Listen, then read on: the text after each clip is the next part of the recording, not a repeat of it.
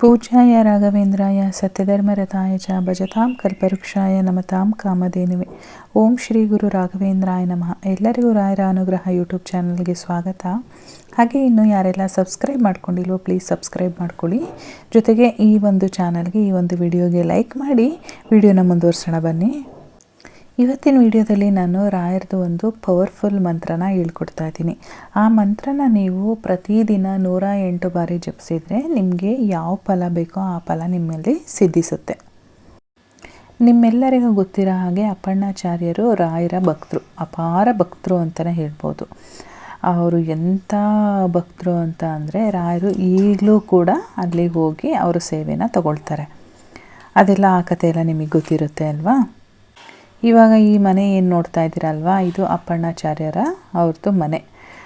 ಈ ಮನೆಯಲ್ಲಿ ರಾಯರು 13 ವರ್ಷ ವಾಸ ಇರ್ತಾರೆ. ಹಾಗಾಗಿ ಈ ಮನೆ ತುಂಬಾ ಶ್ರೇಷ್ಠ.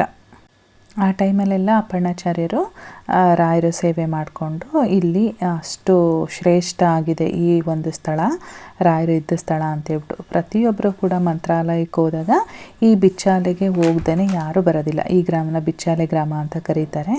ಹಾಗಾಗಿ ಮಂತ್ರಾಲಯಕ್ಕೆ ಹೋದವರು ಕಂಪಲ್ಸರಿ ಬಿಚ್ಚಾಲೆಗೆ ಹೋಗಿ ಬರ್ತಾರೆ.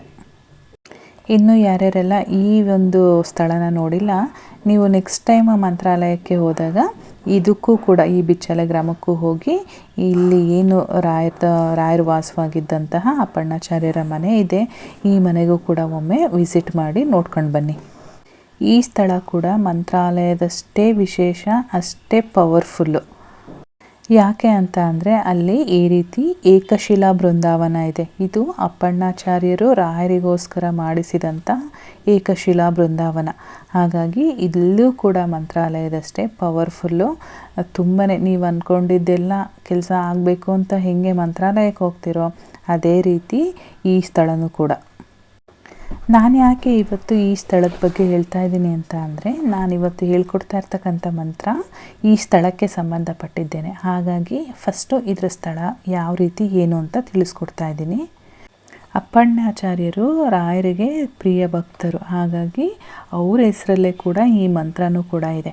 ಈ ಮಂತ್ರನ ನೀವು ಪ್ರತಿದಿನ 108 ಬಾರಿ, ಸಾಧ್ಯ ಆದರೆ ಬ್ರಾಹ್ಮಿ ಮುಹೂರ್ತದಲ್ಲಿ ಹೇಳಿ, ಇಲ್ಲ ಅಂತ ಅಂದರೆ ನಿಮಗೆ ಯಾವಾಗ ಟೈಮ್ ಸಿಗುತ್ತೋ ಆವಾಗ 108 ಬಾರಿ ಪ್ರತಿದಿನ ಹೇಳ್ಕೊಡಿ.